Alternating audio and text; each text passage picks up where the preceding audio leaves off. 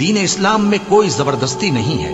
ہدایت صاف طور پر ظاہر اور گمراہی سے الگ ہو چکی ہے۔ تو جو شخص بتوں سے اعتقاد نہ رکھے اور اللہ پر ایمان لائے، اس نے ایسی مضبوط رسی ہاتھ میں پکڑ لی ہے جو کبھی ٹوٹنے والی نہیں، اور اللہ سب کچھ سنتا ہے، سب کچھ جانتا ہے۔ اور جنہوں نے اس بات سے پرہیز کیا کہ بتوں کو پوجیں اور اللہ کی طرف رجوع کیا، ان کے لیے بشارت ہے۔ تو میرے بندوں کو بشارت سنا دو،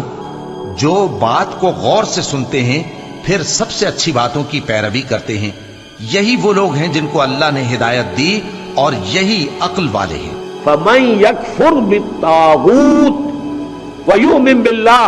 فقد استمسک بالعروۃ الوثقی لا انفصام لها واللہ سمیع علیم۔ تو جو شخص بھی طاغوت کا کفر کرے گا،